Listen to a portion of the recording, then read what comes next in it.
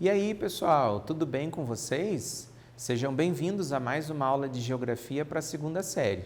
Hoje a gente vai fazer uma aula um pouquinho diferente das habituais, porque hoje nós vamos fazer uma retomada dos nossos conteúdos das últimas aulas e ainda assim considerando aqui exercícios que foram cobrados no Exame Nacional do Ensino Médio e alguns vestibulares também de faculdades. Então a ideia é a gente fazer uma recuperação desses conteúdos e ainda assim observar como que esses conteúdos podem ser cobrados nos vestibulares e no Enem. Antes da gente começar a nossa aula especificamente, eu queria passar para vocês dois recados. Primeiro, é muito importante você continuar registrando a sua frequência no Classroom. Isso significa que você deve acessar a atividade obrigatória, responder as duas questões e clicar em enviar. E o segundo recado é para aqueles alunos que pegam atividades impressas, que vocês realmente terminem de fazer as atividades aí na casa de vocês e levem até a escola para que o teu professor possa corrigir e estabelecer a sua nota no sistema. Dito isso, vamos então ao objetivo da nossa aula. Revisar conteúdos relacionados então à sustentabilidade no Brasil e no mundo, utilizando questões de vestibulares e do Enem. Vamos então à nossa primeira questão, do Exame Nacional do Ensino Médio. No presente, observa-se crescente atenção aos efeitos da atividade humana em diferentes áreas sobre o meio ambiente, sendo constante nos fóruns internacionais e nas instâncias nacionais a referência à sustentabilidade como princípio orientador de ações e propostas que deles emanam. A sustentabilidade explica-se pela... Vamos ver as alternativas. Incapacidade de se manter uma atividade econômica ao longo de tempo sem causar danos ao meio ambiente? Será que sustentabilidade realmente considera isso? Uma incapacidade de manter por muito tempo uma atividade econômica? Ou será que a sustentabilidade realmente faz a gente pensar que é muito importante e se faz necessário essa sustentabilidade para que as atividades econômicas permaneçam por mais tempo, justamente porque terão sempre o recurso natural disponível. Se a gente for pensar então por essa lógica que é a correta, então significa que a letra A está errada, porque não é a sustentabilidade uma incapacidade de tornar uma atividade econômica viável por bastante tempo, né? Claro que os danos ao meio ambiente sempre vão existir, mas o que a gente precisa ter em mente é que eles podem ser diminuídos. E a letra B? Incompatibilidade entre crescimento econômico acelerado e preservação de recursos naturais e de fontes não renováveis de energia. Veja bem, incompatibilidade entre o crescimento econômico e ainda a preservação dos recursos naturais. A sustentabilidade prevê justamente o contrário, em que haja uma possibilidade de, com a preservação ambiental, também viabilizar o desenvolvimento econômico. Mas é claro, não visando apenas uma preservação das fontes não renováveis, petróleo, gás natural e carvão mineral, mas pensando também a preservação de outros recursos, para além desses que também são importantes na atualidade. Então a letra B está errada. Letra C, interação de todas as dimensões do bem-estar humano com o crescimento econômico, sem a preocupação com a conservação dos recursos naturais que estivera presente desde a antiguidade. Bom, aqui nós já conseguimos identificar com muita facilidade que a letra C está errada, porque quando ela diz sem a conservação desses recursos. Próxima. Proteção da biodiversidade em face das ameaças de destruição que sofrem as florestas tropicais, devido ao avanço de atividades como a mineração, a monocultura, que seria então a agricultura de uma planta só, em grandes extensões de terra, o tráfico de madeira e de espécies selvagens. Proteção da biodiversidade em face das ameaças de destruição que sofrem essas florestas tropicais. O que vocês acham? Pensem um pouquinho, o que vocês pensam sobre essa alternativa? Realmente a sustentabilidade vai proteger essa biodiversidade em relação a essa destruição que sofrem as florestas? Ou será que a sustentabilidade ela vai prever também outras formas de proteção? ou ainda proteção de outros biomas além da floresta. Então, por isso que é importante a gente analisar com bastante cuidado. E a letra E? Necessidade de se satisfazer as demandas atuais colocadas em desenvolvimento sem comprometer a capacidade das gerações futuras atenderem suas próprias necessidades no campo econômico, social e ambiental. Bom, se a gente for fazer uma comparação com as duas que sobraram, nós vamos perceber que a letra E é a resposta correta, porque a letra D diz que a proteção vai ser apenas para as florestas tropicais. E a letra E diz que é uma necessidade de satisfazer as nossas necessidades em consonância com a preservação desses recursos, ou seja, não é a futura geração que vai sofrer pela falta desse recurso por conta das atividades econômicas. Então, a letra E do exercício é a resposta certa.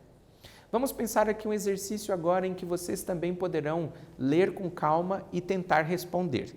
Esse exercício número 2, que também é do Exame Nacional do Ensino Médio. Os produtores de Nova Europa, em São Paulo, estão insatisfeitos com a proibição da queima e do corte manual da cana, que começou no sábado, em todo o estado de São Paulo. Para eles, a produção se torna inviável, já que a máquina chega a custar R$800 mil e o preço do corte dobraria. Além disso, a mecanização cortou milhares de postos de trabalho. Então, eles ficaram preocupados porque não podem queimar e também porque não podem fazer o corte manual. Precisaria que máquinas fizessem esse processo e evitasse a queima da cana, justamente para não gerar ali problemas ambientais.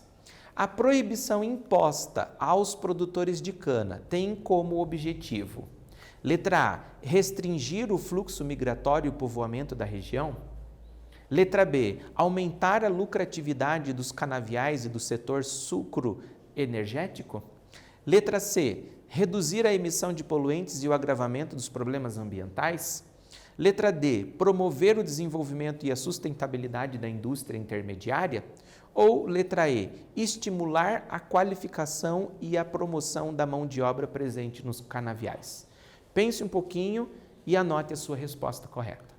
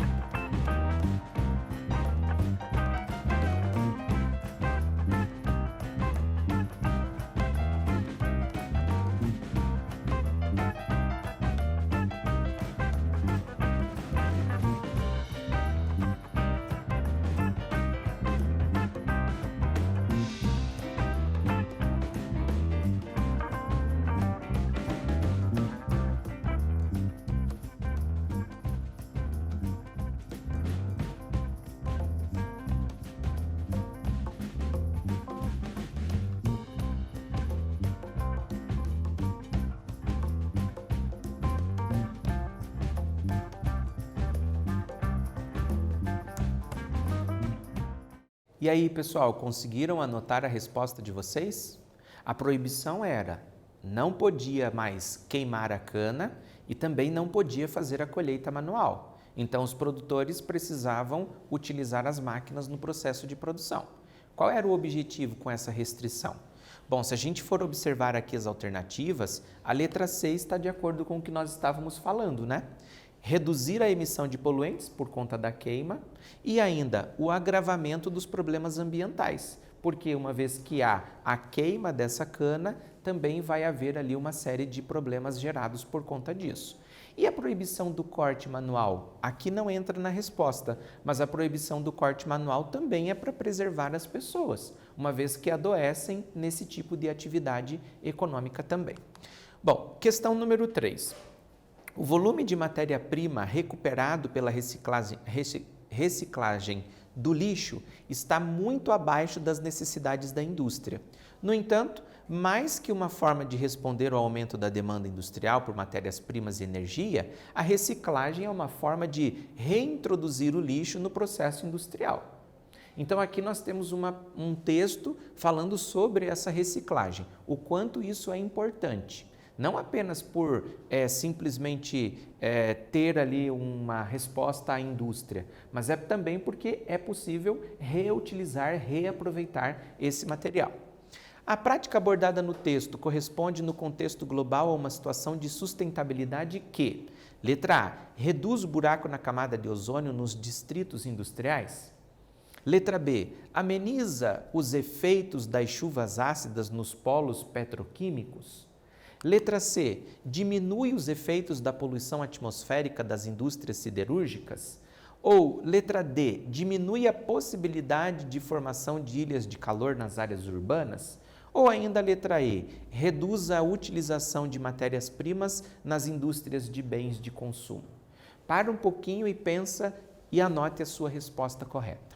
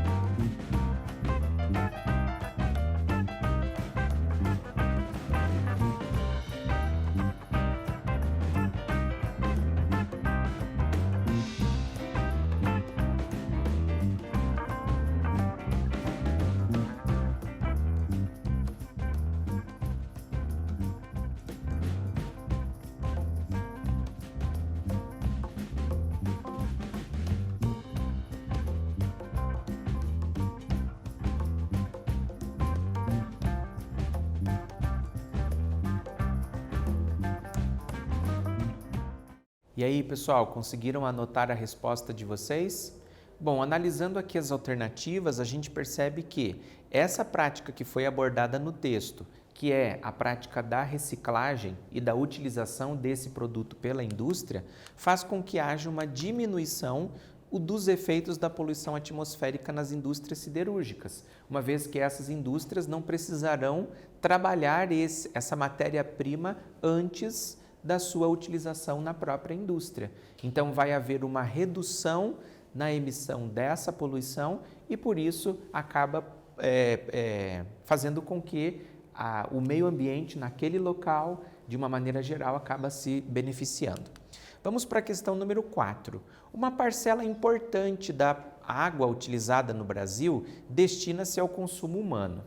Hábitos referentes ao uso da água para o consumo humano incluem tomar banhos demorados, deixar as torneiras abertas ao escovar os dentes ou lavar a louça, usar a mangueira para regar o jardim, lavar a casa e o carro. Então, aqui alguns exemplos de uso da água que nós fazemos.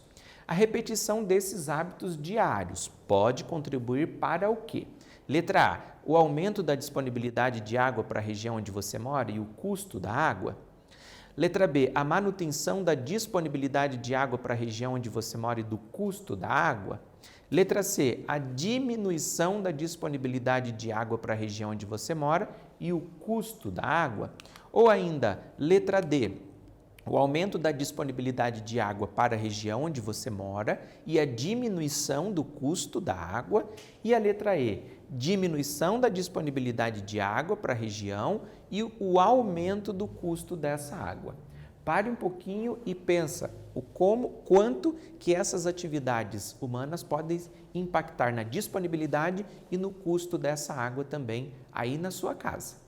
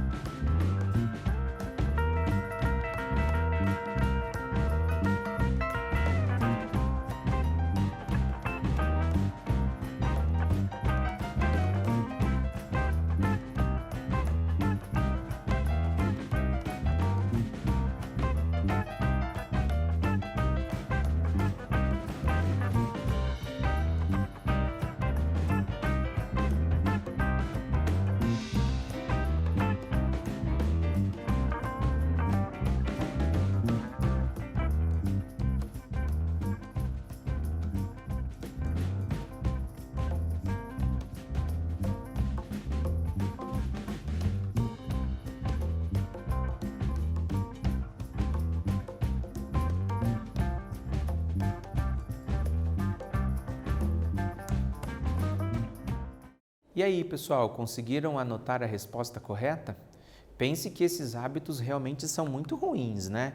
Deixar a torneira aberta ao escovar o dente e lavar a louça, usar a mangueira para regar o jardim, lavar a casa e o carro, todos esses são hábitos que vão fazer com que haja uma diminuição da disponibilidade de água e em relação ao custo, o que vai acontecer? Bom, se a gente for ver aqui as opções, né, nós vamos perceber que a resposta certa é a letra E, onde indica essa diminuição da disponibilidade da água para a região onde você mora e o aumento do custo dessa água. Vai ficar mais caro justamente porque vai ter menos água disponível também.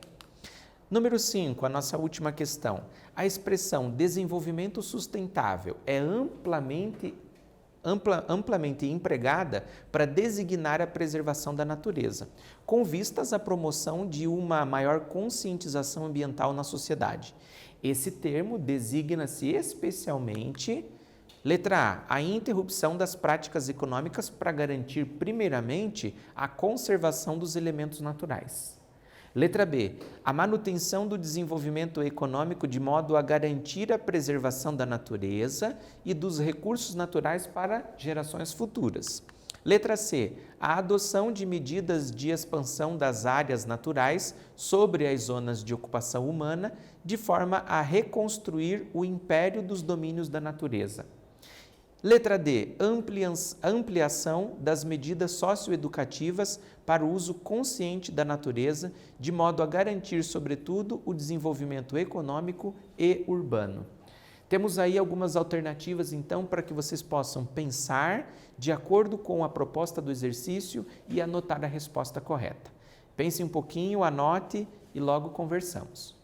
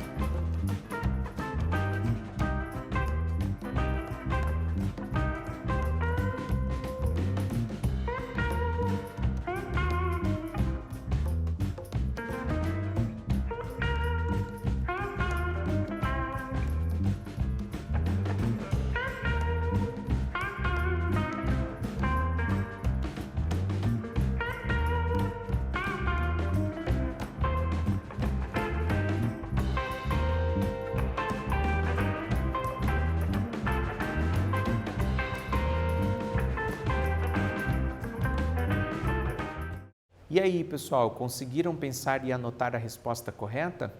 O exercício exige de você uma leitura bem apurada das alternativas. Veja bem, a interrupção das práticas econômicas para garantir a conservação dos recursos naturais, já sabemos que não é a opção mais viável. Isso não é um desenvolvimento sustentável. A gente não vai interromper as atividades econômicas. Mas quando você olha para a letra B, ela diz o seguinte: a manutenção do desenvolvimento econômico de modo a garantir a preservação da natureza e dos recursos naturais para as futuras gerações.